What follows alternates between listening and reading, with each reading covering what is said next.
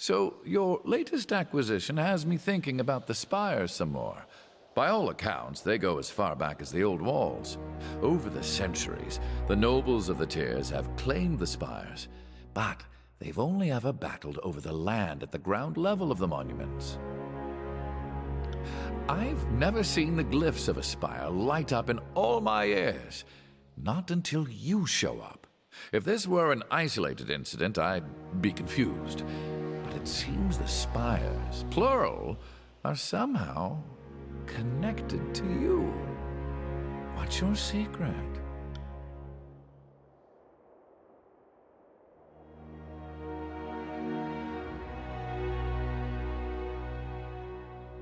If I had the words for it, I'd share. I'm just not sure what to make of it. I'm realizing how much more there is to learn. Of course. How can I help? The spires predate us all. As far as I know, we're the only ones who've been up here since... ever? I think this might be a first. Perhaps the real trailblazer had trouble getting down and was lost to history. Of course. How can I help?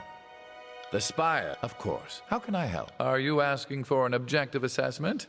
Or is this your way of saying you want to gossip? He is a proper Northman, with duty in his blood, which makes me suspect his loyalty to Ashes. I must admit, I know little of swordplay. Lady, you're just afraid to talk in front of me, clear as day. Your sweat is easier to read than your ink scribbles. No, not at all. I just don't know how to comment on a warrior's worth, that's all. Spare me your blather. Huh. Think that, do you? Didn't know you had such swollen hope for me. A most fascinating specimen. I think she has great potential. A dangerous amount of potential, to be blunt. We should consider ourselves lucky to have her on our side, with her weapons usually pointed away. Good tidecasters stay underwater. Kyros did the tiers a favor by erasing those moon howlers from history. A shame one of them escaped justice. I like that I make you this agitated. Considering all the things that don't seem to bother you in the slightest. I'm not gonna lie. I'm kind of getting off on how much power you're giving me here. Ugh. And then there's your coquettish act whenever someone calls you on your teeth. I'll be the one ready to tangle when, not if, you decide to pounce. Aggressive, homicidal, and best kept on a long leash with a longer whip. I'm a poor judge of beasts. I've known so few, and none resemble the scribes and scholars to which I'm accustomed. But there's a blunt honesty to her that I rather enjoy. She wants to bask in your power and makes no excuses for the self-interested nature of her loyalty to you. Such refreshing transparency is rare in humans. As a chronicler of history, I am most honored to have the chance to travel alongside a luminary. I can write down her speech word for word, letter for letter, and proclaim it back, but yet the words lack her charm. This supports my hypothesis that her power manifests by the actual sound of her voice, and less of the particulars the words chosen. Fascinating. So, if I'm hearing you right, you're saying my words have no weight or significance, and it's simply my magic that makes me powerful. I've got a song for you, Lantry. Do you want to hear it? What? It's high praise. I am nothing if not a semi-reliable font of knowledge.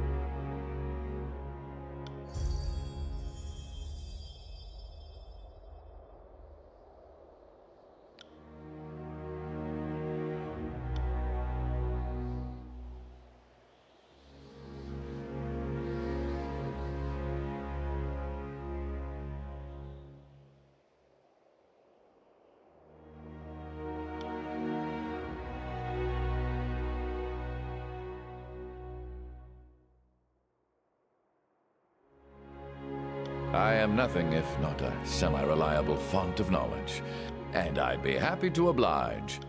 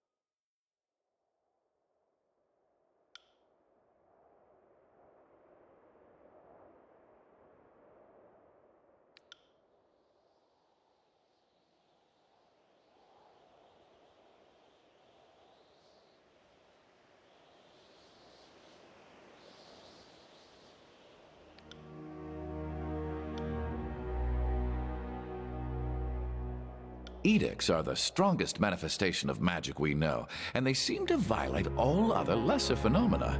No dispel cantrip has ever dented or abated an edict. Even archons with powers of great durability cannot shrug off their effects. Just look at Cairn. Now, what I find curious, edicts can flex a little. Or so my studies suggest this is the case. Take the Edict of Storms. While the day it was proclaimed was the most violent, the actual radius of the storm has changed over time. But most will have none of my hypotheses on this matter. So, in my studies, some edicts resolve some problem of the overlords and then vanish into history.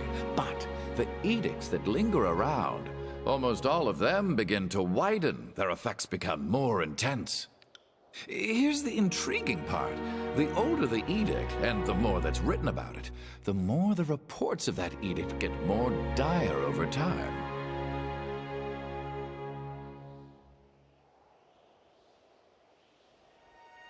Something to that effect, at least. I contend that edicts are powered by fear. Fear of Kyros helps fuel the casting, and fear of the edict feeds the magic, sustaining it, and, if enough people fear it, even growing it a bit. Intellectual honesty demands that I study the matter more. If I'm correct, the more people fear and obsess over an edict, the stronger it becomes. Anyway, another study for another time. And I'd be happy to oblige.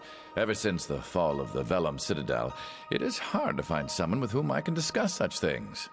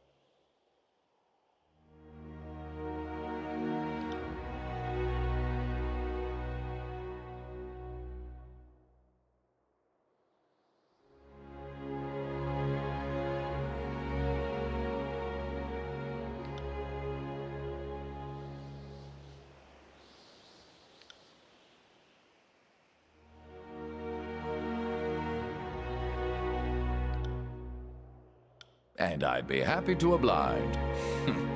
I've forgotten more than most blood chanters have ever learned. Is that so? Then let's talk about it, Lantry. What do you know? The knowledge isn't doing any good locked up in that impressive brain of yours. Tell me what you know, Lantry. What secrets do you know? Well, where to start? There's the secret as to how to perfectly roast pheasant. Cooking, you see, is like magic. Instead of sigilant shapes, think of them as your basic food solids and more ethereal spices. And so I told him, no, you fool, you can't try to form two shapes into one spell, round and straight. Don't make a corkscrew. What a novice mistake. And so I argued it seemed more likely the scourges are trying to eat us, not mate with us. Wait, how'd I get on this topic? Yeah, serves me right for asking. What do you want to know? I think you know all I can teach you.